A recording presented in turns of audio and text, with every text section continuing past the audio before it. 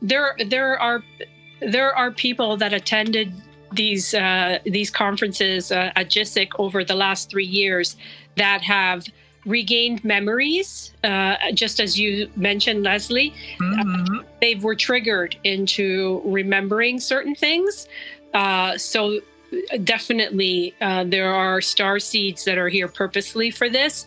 And this was a trigger to awaken them to those memories. Oh, wow. Oh, that's one.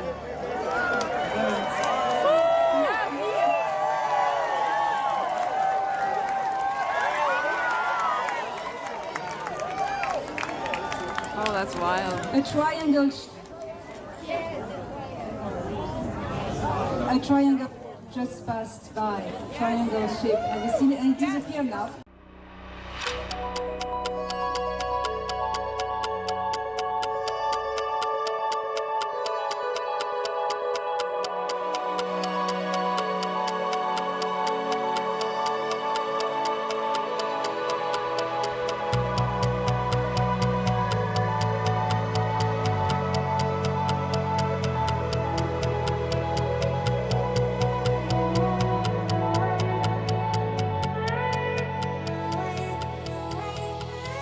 Hey there, beautiful souls. It's your girl, Allie, and we are back at it again for another episode of Living Life Consciously. I have a very special guest lined up for you today, and we are going to talk about a very special event that she attended, and I cannot wait to get it started. So without further ado, Justin, say hey. Hey there, Cosmic Thrill Seekers. I'm Justin. This is Living Life Consciously, where we explore the extraordinary, ride the waves of inspiration, and embark on an adventure of limitless curiosity together.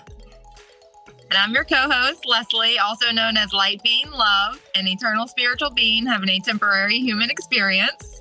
And we are here with our good friend, SilverGirl. SilverGirl, would you like to say hi? Hi, everyone. I'm Chris, otherwise known as SilverGirl. And I'm just an ordinary person that had some extraordinary experiences. One of them being what I experienced at GSIC, and I hope to share that with everyone. Yeah. And you're not just an ordinary person, you are our soul sister. So don't even try that on my show, girl. You are family. You are family. And on this episode of Living Life Consciously, we welcome Chris, aka SilverGirl, from our Discord family. Chris is a Reiki attuned practitioner, tarot card reader, and a spiritual experiencer who underwent a profound awakening in 2022. This September, Chris attended the Galactic Spiritual Informers Connection, or GSIC event, where she witnessed mind-blowing real-life craft phenomena alongside 1,000 plus attendees. She's here to spill the cosmic tea, y'all, so get ready on her transformative experience, the cutting-edge disclosures shared by GSIC speakers, and the awakening wisdom that's shifting the collective consciousness. All right, so let's start off, just hit the ground running. So tell us about the event that you went to. What is it called? Why did you feel drawn to attend? And we'll go from there. Okay, so GSIC stands for Galactic Spiritual Informers Connection. It's a conference that is coordinated and hosted by Dani, Henderson. This is her third conference that she's put together. And the speakers at this conference are authentic, well-known, and have so much to share. I've never been to a conference ever, and not ever anything of this nature. So, but after my experiences, I felt drawn to attend. And this year, which was the third one that she organized, she hosted it in Denver, Colorado. Nice. And so I had to travel to this conference by myself. Something else I've never done before is travel on my own, other than business, like, as a personal thing. I've never really gone anywhere by myself. So, of course, I did a tarot reading for it. Before you left, you mean, to see how the trip would be? Yeah. Like, should I go? I mean, that was the question. Okay. And the oracle card, I used the Archangel Michael sort of light oracle card, and it literally says, the title of it, "Go with confidence." Synchronicity. That was the card that I pulled. So of course I purchased my ticket. I purchased my plane ticket, and September 27 or 26 is when I left from Toronto to Denver. There I went, and I was shaking in my my boots, going there. Why? What do you mean? Pardon? Why? Oh, well, because I was alone. Yeah. And, Okay. yeah, and I didn't know. I mean, who am I going to meet? How many people are going to be there? Is it going to be weird? I don't know. I've never been to a conference before. Right. Yeah. But sure enough, I was sitting across the aisle from somebody who was also going to this conference. And as we're deplaning, we started talking. We found out that we're going to the conference, and, we shared a taxi ride there. And then, from there, I met a bunch of other people. Awesome. Yeah. He warned me in a good, it was a good warning. He says, you're going to feel the energy when you get there. You'll see. And sure enough, so we go to one hotel, but it was the wrong hotel. Yeah, same chain, but wrong location. Oh, I Okay. see. Uh-huh. But we go into that hotel, and of course we find out it's the wrong one. I don't, everything's normal. We get to the right hotel. As soon as I walk through the door, I start vibrate, I feel shaking. I could feel the electricity in my body. Whoa. It lasted a good 4 hours. The minute we walked in, Wow. I can't explain it. So it was palpable energy. Yeah. Yes. Awesome. It was 3 days. Security was there. So every time we had to go into the conference area, we had to be scanned for, weapons, for anything untoward. Each speaker had their own security guard because they've they've been attacked before, especially Elena Danan. She's had attacks on her life before. She's really? very well protected, but it was incredible to see. She literally had a French Secret Service person Oh, wow. guarding her. Good for her. Yeah. So it was very well done, very well put together. 13 speakers, 12 or 13 speakers, and one of them happened to be a person, an ET.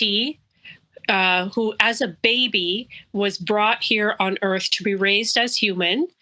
And when he was talking on stage, my left leg, I could feel the vibration of energy in my left leg. I can't explain it. It was like I was plugged into a socket. Wow. It reminds me of Wim Hof breathing when you feel like you stuck your finger in a plug. Yeah. Right. Yeah. It was so definitely I felt the energy when I was there. There were about 1,000 people there. Good number of attendees. Yeah. The entire hotel was booked for the conference. So anybody. Nice. Yeah. So it was really incredible. I was very glad I did it. Because for me, I might not be able to repeat something like that again, just because of costs and things like that. Sure. So I'm glad that I did it, and I'm glad that I went to this one because that Skywatch event was out of this world. Was that the first we have day? to talk about that. Yeah, we definitely do. Was that the first day or was that the last day? The Skywatch event was the first night. It was. Oh, so they started it off with a bang. Okay. Yeah. So that evening, so we had a full day of speakers, like from 9 to 5, full day of speakers, and then we went for dinner, and basically we were told around 8:30, between 8:30 and 9. The ships are going to fly over, so they arranged to meet in a parquet. There's a parquet behind the hotel. It's a fairly large area, so we all went out there. They arranged for the lights to be turned off so that we could see wow. clearly in the sky. The location of the hotel was in Westminster, Colorado, which is about half hour drive from Denver, and NORAD is right there. So we were in a no fly, no drone area. Wow, No drone zone. Okay. No drone zone. Okay. So that's important because like these ships flew over, and we were in a no fly zone. Yeah.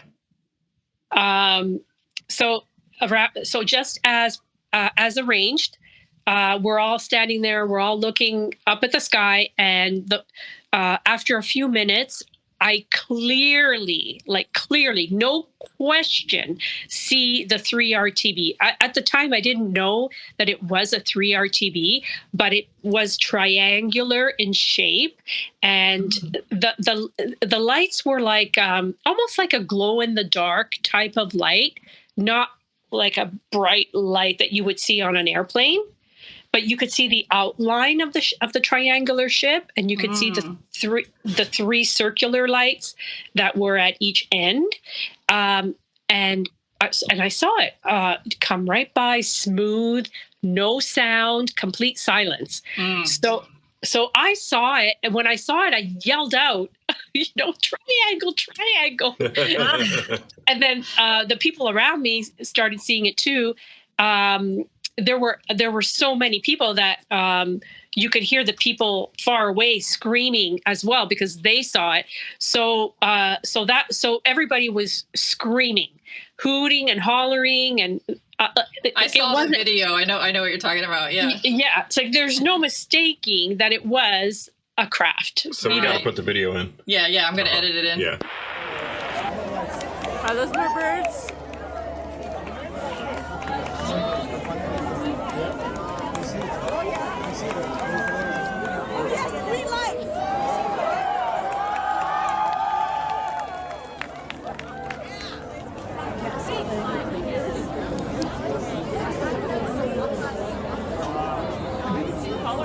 Now it's a fleet flying together, guys. Do you see where we're pointing the laser? There's a fleet flying together. They look like birds. They're not birds.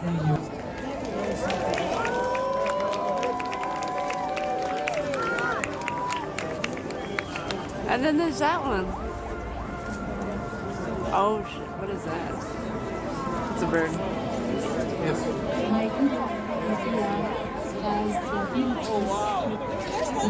Oh, that's one.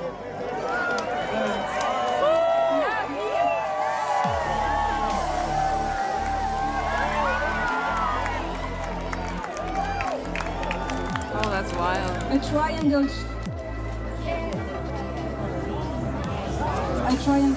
just passed by. Triangle ship. Have you seen it? And it disappeared now. No, I still see it. It's turning.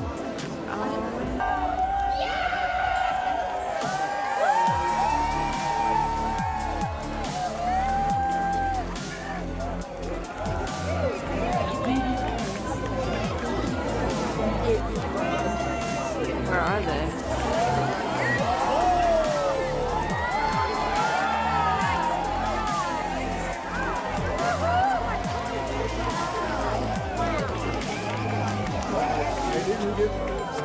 Birds don't have lights in them.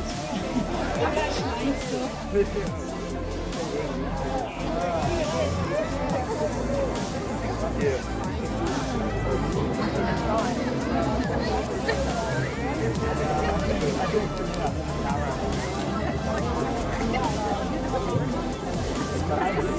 Oh.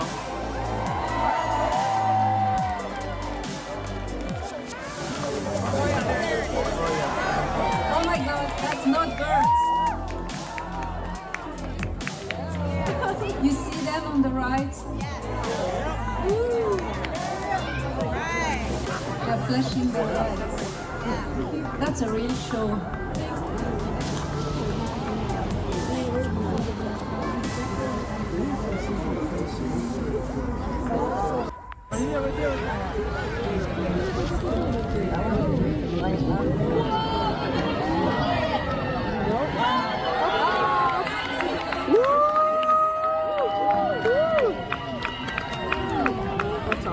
Oh my god.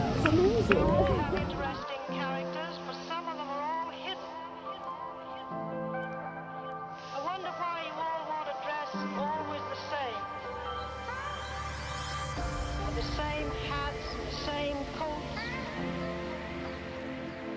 I'm sure all of you are interesting and have wonderful things about you.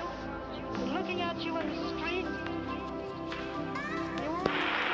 Yeah, the one that's on Tony Rodriguez's YouTube channel, he doesn't have a lot of content on there, but he did post the live version where you could hear the people in the background. There's no music. I've You'll used hear it people for the UAP news show already. Yeah, I'm going to use it again. Oh, perfect. Okay. Yeah. So the 3 RTB passes, and then right after that, we saw what we now know are scout ships, because Elena explained what they are. So they look like birds, but they are not birds. They came in, again, silent in perfect V formation, and they flew over in 3 different directions. So 3 times they flew over in 3 different directions. And they aren't birds because you saw like the twinkle of the green light winking at us. So that was a way to say hello to us. So it was incredible. So the significance of this, of course, there's so many layers of significance, but the first one being is that Elena Danan, who is a speaker at these conferences. She's very close with Dani Henderson and Dr. Sala. Okay. And she is in physical contact with a specific person in the Galactic Federation of Worlds. His name is Thorhan Aredion, and there is a very deep and spiritual connection between the two of them. Didn't he rescue her at some point? He did when she was 9 years old. Yeah. When she was 9 years old, she was abducted by Greys, and he rescued her. That's right. But she actually incarnated in this life to be here for this ascension. Like she had a mission, a purpose. So did Thorhan, but not as an Earth being, but rather as an Altian. But they knew that they were going to be working together. Wow. So she didn't have any memory because she had to grow up. Like she had to have her life and grow up without being influenced by memories, right? Mm-hmm. So she regained the memories of their expansive lives together afterward, in 2020 or around that time, maybe 2019. But her life history is very well documented, so I highly recommend to go to her YouTube site and understand her journey here. Mm-hmm. The importance is that she is in physical contact with the Galactic Federation of Worlds. She actually physically has gone into space. She has gone on their ships. She describes them in detail. She describes the technology in detail. She's written like 3 or 4 books on it, and NASA actually follows her, listens to her. They're very worried. The deep state is very worried about her because she's the real deal. She's a super, super bright light worker because she's out in the public eye. And like you said, they've already made attempts on her life. So you don't get shot at unless you're above the radar, right? Exactly. So the fact that she arranged this and said on this day, at this time, the ships will come, and they did, is a huge proof that, in fact, she is in contact with them. And the reaction of 1,000 people seeing these things leaves no question. I mean, I saw them in person, and it's a very different experience to see it live than to see it on video, because on the video they recorded it with infrared cameras, so they look like little dots, right? But in person, you could see the shape of them. You could see them. How did it feel to be in their presence? Was there like any, palpable energy, like when you walked into the building or when that ET was speaking, or?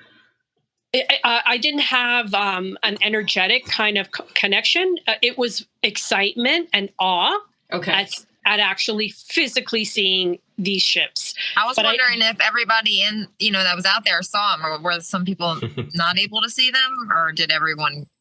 Good question. Was there anyone that said they didn't see them? Everybody around me saw it. Everybody was screaming. They couldn't believe it.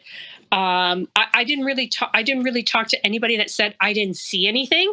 There was one person that said, "Oh, I missed it last night. I didn't get a chance to come down for whatever reason." But that was one person that I happened to talk to. But everybody else that I was in contact with, that I spoke to, they all saw it, including the gentleman that I flew here with on the plane. I actually flew back with him on the same flight.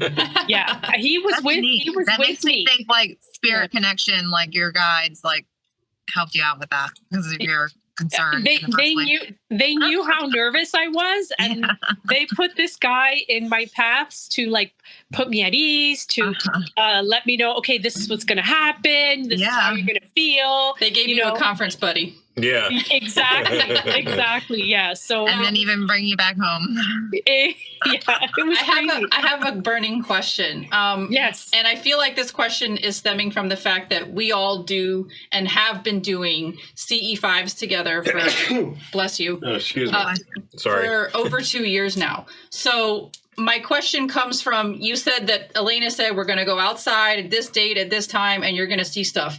I was wondering the same thing. I already know what you're going to say. So I have like a two-parter question. First of all, I can already hear the skeptics in my head going like, "Oh, it's like set up. They hired flares or they pulled a Greer or whatever BS they're going to say." And then hold on. And then the second part is, did you guys do any sort of meditation or CE5 to bring upon that event, or did you just walk outside and there they are? We just walked outside. Everybody slowly gathered together. People were talking, laughing. It was like a party. Yeah. And then Dani Henderson was on the mic. I couldn't see her. She was far away, but I could hear her clearly because of the speakers that were around. So Dani Henderson, basically said, "Okay, everyone, here we are. They're going to, the ships should show up soon." So she got us ready, but there wasn't like a huge meditation. There was a little bit of it. Actually, there was a small meditation that she did, but it wasn't like a huge meditation. Okay. It was just, to open our hearts and just to get, centered in your heart space, in other words, right? Exactly. Understood. Yeah. Understood. But it wasn't an experience like we've had in the past when we've done CE5s and we've felt them energetically. It wasn't like that. Okay. They were physically in our atmosphere. They were here physically in our atmosphere. The ships were here. So it wasn't like it wasn't like an energetic thing, at least not for me. Some people may have had that experience. I did not. But there was no question the ships were here. So the significance of Elena organized that, and she, there's proof in the pudding.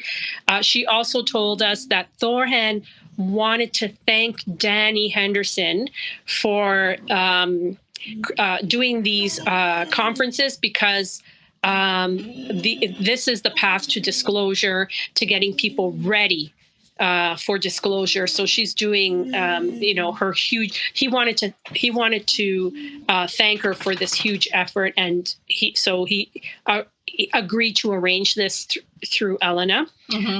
That was the other reason why they came, and the third reason, or the other significance is that, first of all, remember I said we're in a no-fly zone, so these ships flew in silently, no noise. without any interference. Okay. The 3RTB is retro engineered craft, and it's human retro engineered It's craft. like reverse engineer. Reverse same thing. engineered. Thank you. Reverse engineered.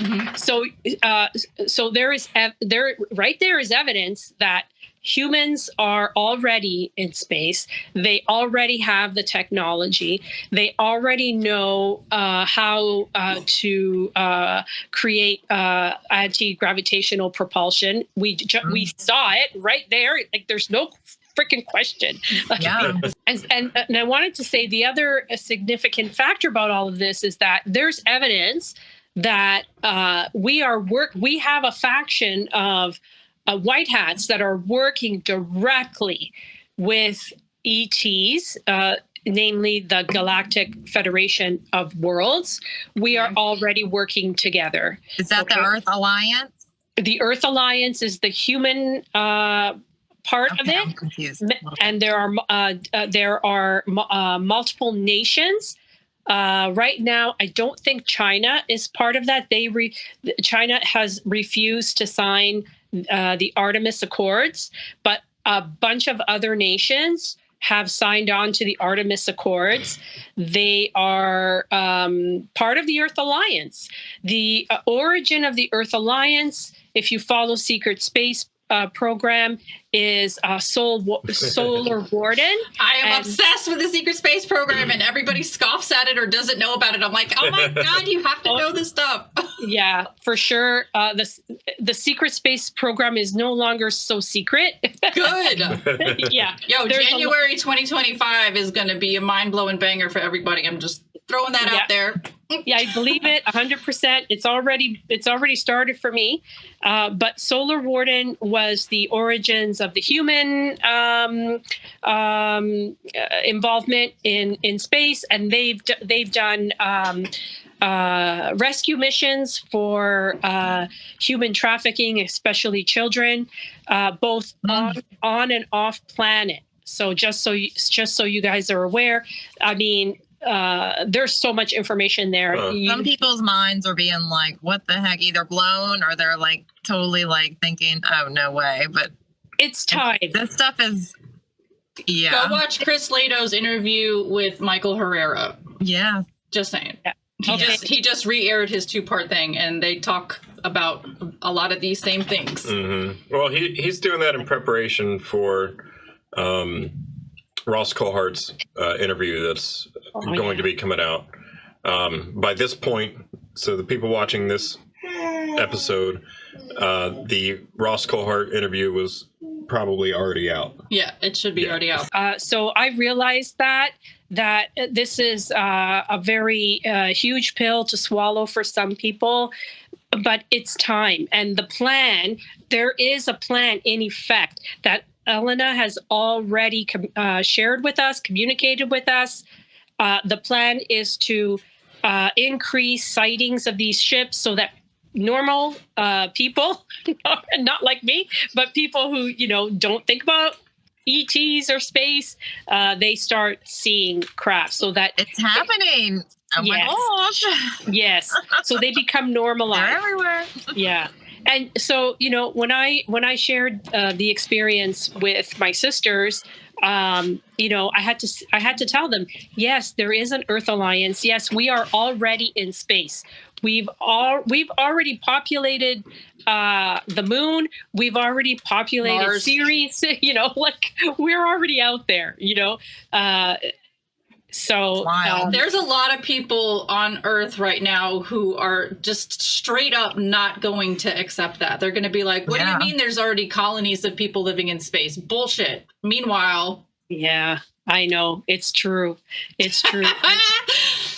and Secret Space Program. Yeah, exactly. I can't say it enough, you guys. Secret Space Program. Read up on Tony Rodriguez's books. Yes. So that brings me to the next phase of the conversation. Awesome. So Dani Henderson was Elena Danan was one of the speakers, and her subject for this year was on consciousness, the expansion of consciousness, because that is really the path. It's the next, Right. I guess, step. Preach, toward- sister, preach, Yes. preach. Right. So, she advocates for healing yourself, Yes. increasing your vibration, putting yourself in the space of compassion and love, and going within, which they're all concepts and words that we have heard before and keep hearing, but it really is the answer. You don't have to buy any special equipments. You don't have to take any special courses. You just have to Go within. Go with in. it. Yeah, exactly. Yeah. Stop seeking from the outside and just tune in. Yeah, and that everyone one by one, expanding our consciousness, our hearts. That's the next step. We'll be ready for our Star Trek world by doing Yes, this. that's why we do this show. I can't wait. Oh Yeah. my gosh. Yeah, so Bring it on, baby. Bring it on. It truly is the next step. So that's what she talked about. There was another speaker that I was really impressed with. Ooh, who? Yeah. So David Adair. So David Adair is an inventor. He's a super intelligent. Like the intelligence on that man is mind-boggling. He's like Sheldon times 1,000. Oh, snap. Yeah.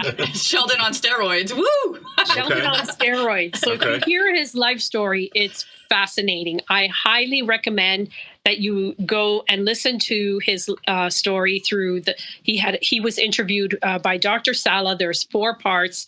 His story is huge. But the information that he brought to us during GSIC is basically that he's worked for, not directly for NASA, but through these industrial companies, that have agreements with the federal government. He's worked with these companies, and NASA has used their technology.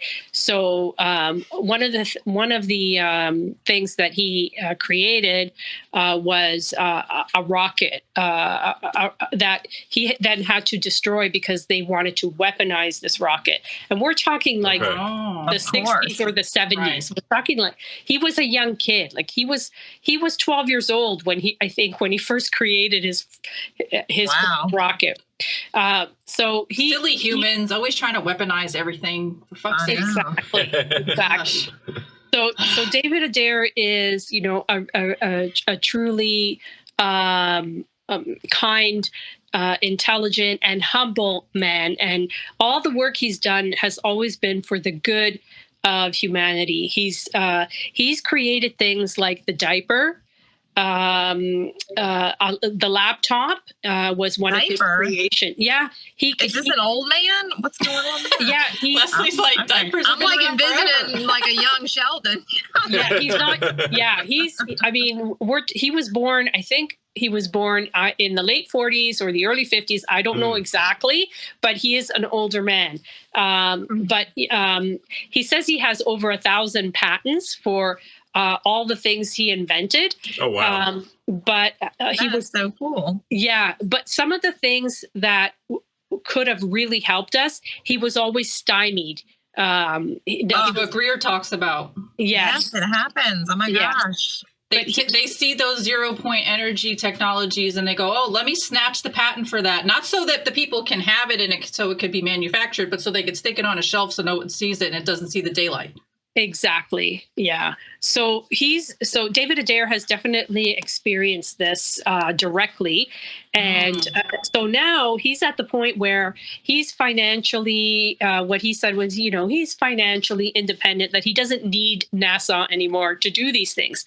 So he's actually working on creating a space medic kind of port where people can be flown up to these portals or space. What do you? I don't know what you want to call it. Wormhole, portal. They're like spaceports. Okay, yeah. Like a space station with med beds?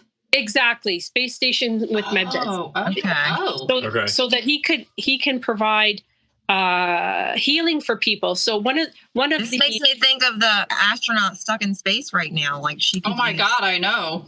Yeah. Ready for a ride She home was even. supposed to be gone for a week. Meanwhile, Yeah, I can't even. Nobody knows about that either. I mean, if there were an emergency, a true emergency, life-threatening emergency, they do have the ability to bring those astronauts back today if they wanted to. well, they're not. So what's that say? Yeah. Anyways, let's not hit a hard digression. Yeah. Anyway, Yeah. we're going way So off. they're stuck, but Yeah, quote not, unquote. yeah, they're not really stuck. They Okay. could get back if they wanted to. Yeah.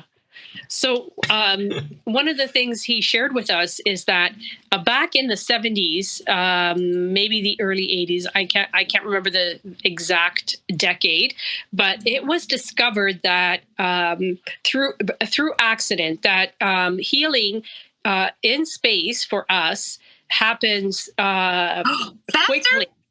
Pardon? Faster? Yes, like exponentially faster Ooh. because there's no gravity. Okay. And because there's no gravity, we heal within like minutes, like a day. By the next day, so the accident that happened was an astronaut cut himself very deeply, and by the next day that cut was healed. So what David Adair wants to do is provide a mechanism for people with catastrophic burn injuries, for example, to be shuttled up to these space ports where they can heal, completely from their burns. These are some of the examples that he gave us. So he's working on that. Okay. So watch out for this technology because it's coming within not decades. Like we're talking a few years. We're going to be seeing these things. So that tells you the difference. Where I didn't realize that we could actually run up and go save somebody in space if we wanted to. To me, that seems like far away. And to like what you're saying, it's just like, yeah, we really don't know. We're not told. Exactly. Right. So By design, yeah. Yeah. So another speaker is a retired military personnel. His name is JP. He is incognito for his own safety and the safety of his family. But JP actually performed off-planet and interdimensional planet missions for a special branch of the military, and he was green lighted to share these missions with us. So he's been interviewed by Dr. Sala quite extensively for Dr. a number Sala of years. talks about him all the time. Yeah. All the time. He's actually written books on the missions. So places that he's been is the inner Earth. He's met the ant people. He's gone to Saturn. He's gone to Jupiter. He's met Nordics. He's worked with Nordics. Like physically or his consciousness? Physically, he's worked with Nordics. Okay. Wow. Okay. Yeah. So is this through the SSP or through the military? No, this is through a faction of the military that's the White Hats. You see, the government does know, man. The government talk about, I don't know. That's some BS. Uh-huh. Yeah, I know. The government, when we say the government, it's very wide, right? But not everybody knows. But there are people within these programs, within the military, that are here anxiously wanting to do good and understanding the degradation that the deep state has caused, not just America, but humanity, right? So so this is really, really turning around. So JP describes these missions, and he describes his physical experience in space. What happens, and actually his experiences in space align with Elena Danan's experience in space, because she has also gone physically. So what they both describe is that being in space physically does damage you because of the resonance is different when you leave Earth. You know, when we're on Earth, our heart beats to the rhythm of the Schumann. Yeah. You know, everything, all living things resonates at the level of the Schumann. 7.83 hertz, right? Exactly. And then as soon as you leave that, what Elena describes is your heart starts to become agitated because there's no resonating vibration, right? So it doesn't know how to beat. There's no music. Yeah. There's no rhythm. Okay. And, right? Okay. And so the heart starts going. So she's actually had to have healing through these med beds of her heart muscle because of this.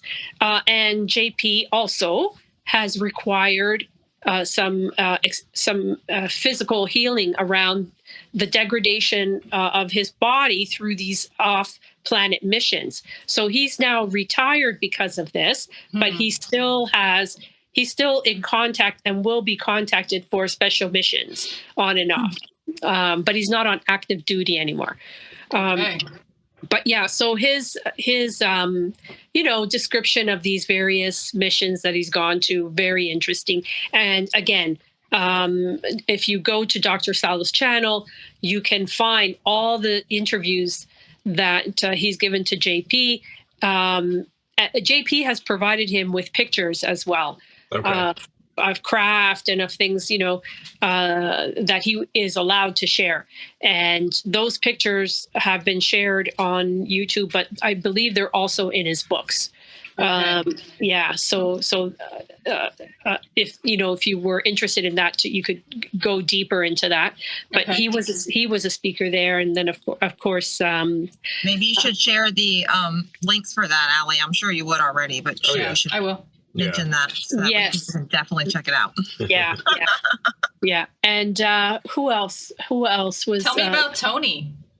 So Tony Rodriguez is he spoke about remote viewing. He didn't really talk about his experience in the secret space program and what happened to him in depth, because that story is well known. He did talk about it at a high level, because just in case there were people in the audience that weren't familiar, but most people were already familiar. So he really wanted to talk about remote viewing, because that is something that he learned as a child when he was abducted into the secret space program. And now that he's remembering everything, he's taking all that technology back and he's giving it to us so that we can use it, we can leverage it for our evolution. Remote viewing is one. Also learning strategies that were used when he was a child in that program. He is now trying to create a program for learning strategies that are very different than what we do here on Earth. So he's a really busy guy. I'm a huge fan of him. Huge fan. I would love to talk to that dude. Yeah. He is coming out with another book on remote viewing. Wow. Yeah, so that's gonna. I can't remember exactly when it's going to come out. It should be within a few months. Awesome. But yeah, it's all about remote viewing, and Very cool. if you did want to learn, because he gives remote viewing lessons through his Patreon, and because there are so many participants now, he has different levels. So if you're a beginner, it's a general course. But if you've gone already through his beginner program, for example, you can actually, you can attend a more advanced class where you actually work on subjects that are remote, that are sealed and everything. You actually work on that. Love that. Yeah, it was fascinating. He actually remote viewed after the conference, and a month and a half went by, and he was given an exercise to remote view. He didn't know what it was, and it ended up being the conference, the GSIC conference in Denver, and he actually drew it out. He didn't know that it was the conference, but he drew out the building, the hotel, the landscape, the people. Oh, wow. Like the residents of the people. It was, high energy, emotional, lots of love. He actually had all of that. And What then was it? Was it like a picture he was remote viewing, or like the coordinates of the place? Like, what was it? What was he aiming for? I can't remember what they gave him. It wasn't. He didn't. I don't think it was the coordinates. I think it was just a number, like an envelope with a random number that had no connection. Because you're not supposed to know. It's a double blind, right? You're not supposed to know. So everything that he drew out. Later he understood that it was the GSIC conference, but at the time when he was doing it, he didn't know. Okay. But it was, and it's video. It's on YouTube. He actually goes through the process, and it's quite fascinating. I got to check that out. I haven't seen that one yet. Yeah, I haven't seen it either. So there's something different going on here. There's a story to this. There's people back and forth. There's vehicles. Oh, this feels like the subject matter of what's going on here. These people are aware of this. She's directing traffic here, and she's greeting them. She's got blonde hair. For late nighttime, they're going over there, and they're coming in here. They're going this way. And then they're going to go this way. Do you want to know what it is? Sure. Yeah, let's do the reveal. All right, cool. So here's the target. Who was flying above the crowd of people assembled with Elena Danan, September 27th, 24, GSIC Conference, Denver, Colorado. Dang. Identify the beings and their intentions. Oh, shoot. Oh, that was a big black thing, like oh my God. And they were helping out. They were pulling into a base. It's a base. It's a black bunker where the triangle flew out, and that's Dani. The first thing I saw was the Westin. That's where it was. And this was where everybody was. This was the flyby. Look, this is where they came from then. It's like I got a river area and a silo where it was raining. Here's the black bunker. So this is really where the triangle shape came from. And I got it. I got over here was a triangle. Do you think this group of people around the racetrack was all the people gathered watching the event? Yes. Okay. Yep. This was the event that they were flying over. Okay. There's the Westin, and right here is where it was. There was an amphitheater. It was like this, and it was a downhill. It was a hill, and Dani guys were standing here, and we were standing right here, and they flew this way. That was the flyby. Wow, dude.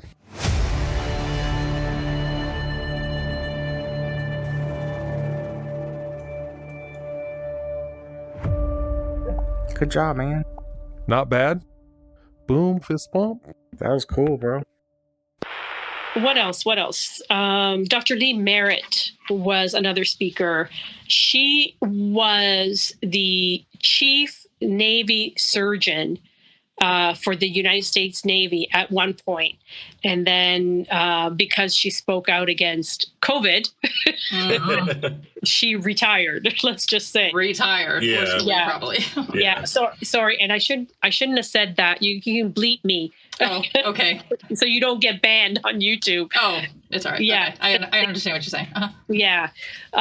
But her presentation was about the Frisias, which is the origin of the elite, the Illuminati, and how they came about. She talks about the lineage of where all these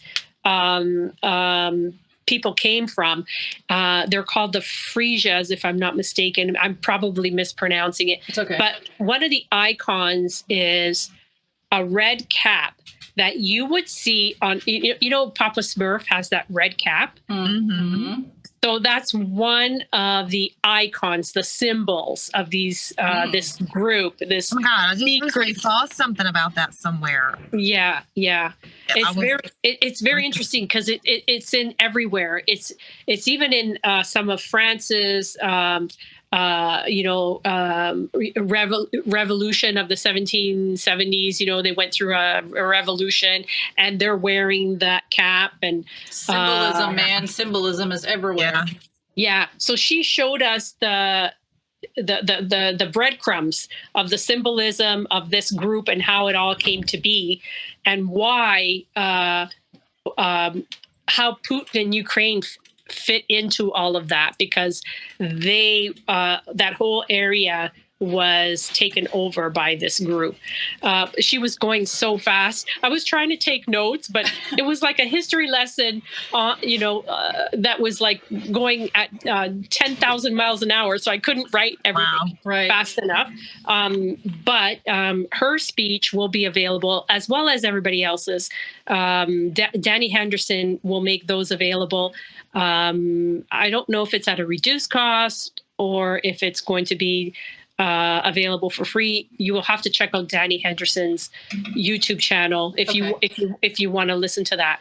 But definitely, she fascinated me. Like, here she is.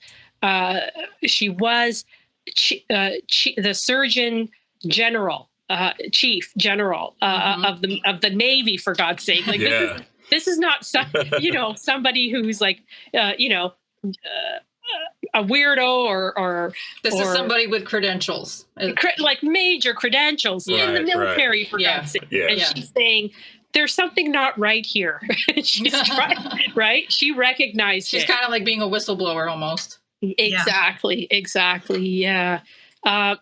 So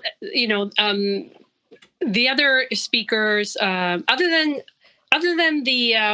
the gentleman who I can't remember his name now. I'm so sorry. I'll have to look it up. But he's the ET baby that was brought over to be raised by adopted into a human family. So alien consciousness inside a human body. Well, I think he's. So, there's a lot of ET races that are human that look exactly like us.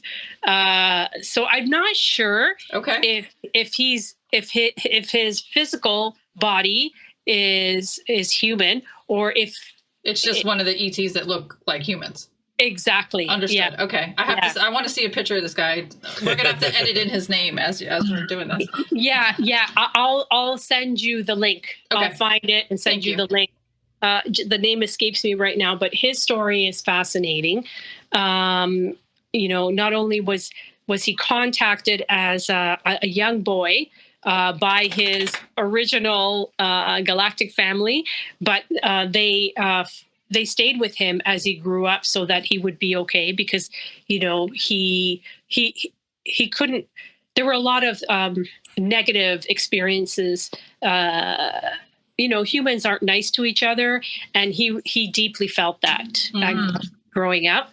But he has a lot of very interesting stories that he shared with us, including, an event in Peru where he used to bring people through these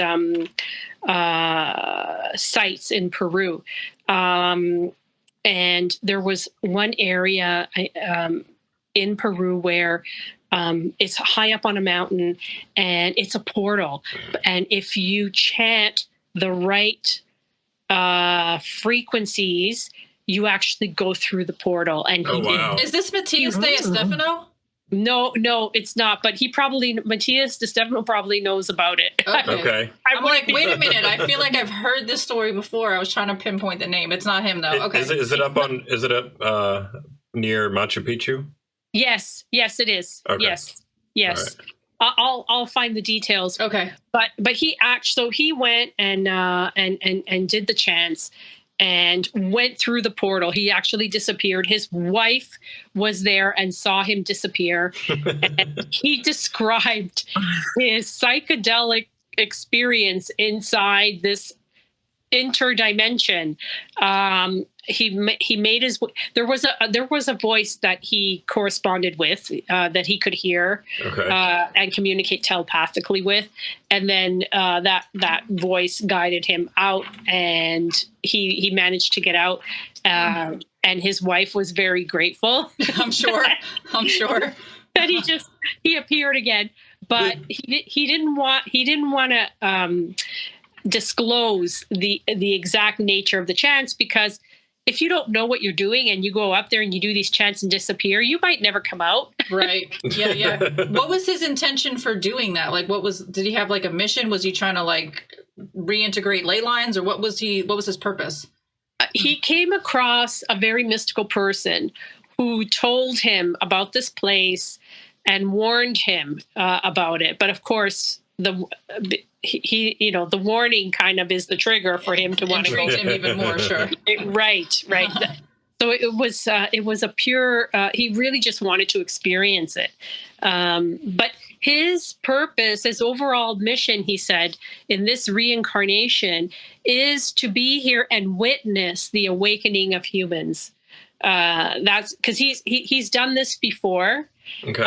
Many times and seen us fail, and so he wanted to be here to see age of Aquarius. Yes. Age of Aquarius. Aquarius. Sorry. But I mean, this is the way I see it, that we've all been here and we've all done this and we've all done, but only so many people have that memory and recollection. So like to speak on it, but I feel like, we probably were all there for all the different things. Yeah, I'm sure. There are people that attended these conferences at GSIC over the last 3 years that have regained memories, just as you mentioned, Leslie. They were triggered into remembering certain things. So definitely there are star seeds that are here purposely for this. And this was a trigger to awaken them to those memories. I had a very, very small experience, a little bit of that, when one of the speakers, oh my God, now the name escapes me again. You don't have a piece of paper? What do they call it? The paper that has. Yeah, let me. Yeah, I should have. Melanie Charette, that's her name, Melanie Charette. Okay. So she's French Canadian, and her story is fascinating as well. But Melanie Charette talked about when she remembered her origin, and describes where she comes from, which is from a certain, not even in this galaxy. She's a fractal of a sun from another galaxy. And this fractal then created a number of different races, and she posted all of those, put them on a slide so we could see. And one of them, it struck me, reminded me of that picture that I took one night where I saw that feline being in the clouds. Clearly. Yeah. It looked very similar to that being, and I thought, oh my God, like, it's not like I have memories or anything, but I felt a connection. There, because I'm not the only one seeing this. So there must be something. There must be some sort of. Yeah, there definitely is. Yeah, especially since you're saying it. There is. Yeah. So I had a tiny bit of that.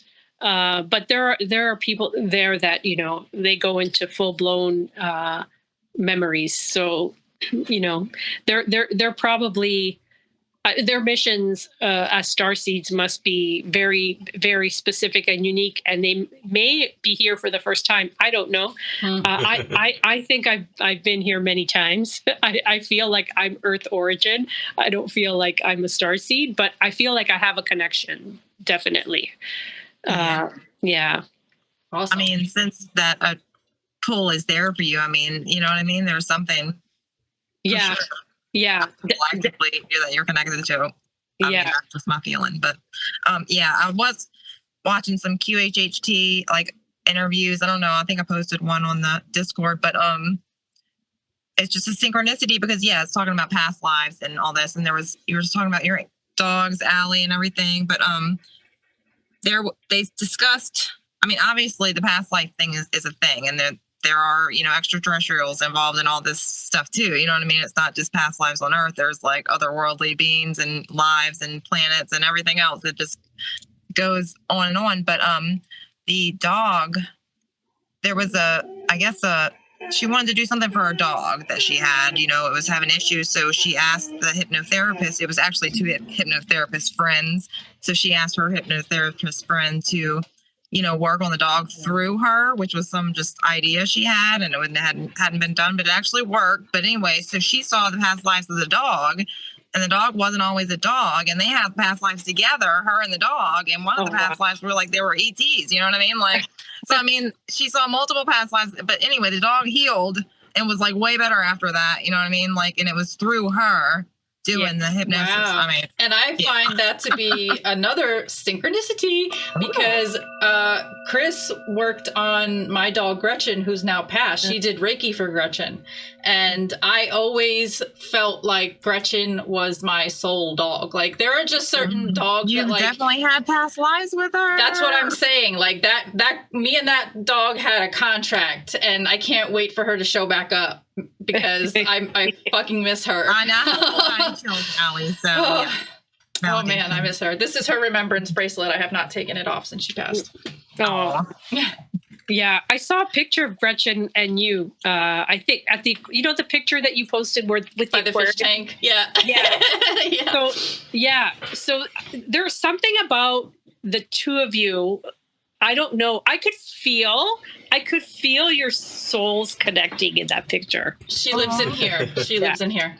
Yeah, for sure. And it's funny because like when I looked into her eyes, like I recognized her as a soul, not just as a dog. As a dog, she was freaking beautiful, perfect, amazing. I told her all the time, who gave you so much permission to be so pretty? But anyways, like I could that dog learned things that I never taught her, and she just knew me on a level that like I hate to say it, but like my other dogs don't. Like she just got it on a different level, and I love her so much. I miss her. I could totally resonate with that. Yeah. So I just I wanted to make sure that that the experience, the GSIC experience, gets out to as many people as possible. So I'm really glad that you gave me this opportunity to talk about it. Yeah, absolutely. Thank you so much. Yeah. And the fact that 1,000 people witnessed these craft, the significance, as I mentioned, the fact that these craft showed up, and the media is not talking about it is really frustrating. It should be all over the news. Right. Yeah, absolutely. Right. But I covered it on the UAP News Show, so just throwing that out there. And bless you. Thank you. Sorry. Yeah. So I have a bit of allergies. Yeah. So it wasn't exciting to watch and to hear everybody. You could feel the energy through the video, I'm sure. Yeah, that crowd was excited. They were lit. Yeah. They were like, I was like feeling like I was there. I would have loved to have been there. Yeah. Oh yeah, I wish we could have been there. Maybe next year. Yeah, exactly. We'll manifest it. So next year they're going to be they're doing two conferences, one in the UK and one in North Carolina. Oh, we could drive there. Yeah. Yeah, we can actually. Yeah. Sheesh, all right. So that'll be cool. Awesome. Yeah. I have a good question. What was the most surprising or controversial piece of information shared during the event, and then how did that influence like your feeling on the whole thing? Was there something that struck you as like, ooh? In a negative, like struck me in a negative way? Or maybe just like in a shocking, you've never thought of that or considered that before kind of way. Yeah, maybe not controversial. Okay. But yeah, I think the topic of technology that David Adair raised was something that really struck me. Okay. And stayed with me because he's he's proof that he's worked on this stuff. He can actually, he delivered. And so the fact that he's told us what's the art, not just what is the art of the possible, but what is already possible. Yes. And that he's working on it. Like, to me, that's exciting. And I know that there's new technology coming. And it's literally just around the corner. It's right there. Just waiting for these energy companies to give up their stronghold and let us have, our day in the sun. Yeah, right? The big oil industry has had its run, and it's time for something new. Bring on the 0 point energy. Yes. Yeah. And these people need to be protected somehow because, history shows, that they just kind of go away in different ways. And yeah, I just don't want that to be a continuing thing. Like, same. Right. Yeah, exactly. Yeah. So the dark state, the deep state, or the dark entities, they're no longer controlling the situation. They are. Yeah. They're on their way out. They really are. They're. We've already won the war. We actually have already won the war. It's just a matter of just watching it die out, watching it crumble, right? Yes, down with the house of cards. Down with the house of cards. Yeah. All right. Well, we are running out of time, unfortunately. So I just want to take this time to thank each of you individually just for being in my life and in my family, our star family, being on the server. Any last pieces of advice or things you want to say before we close out? Just that 2025 is going to be an amazing year.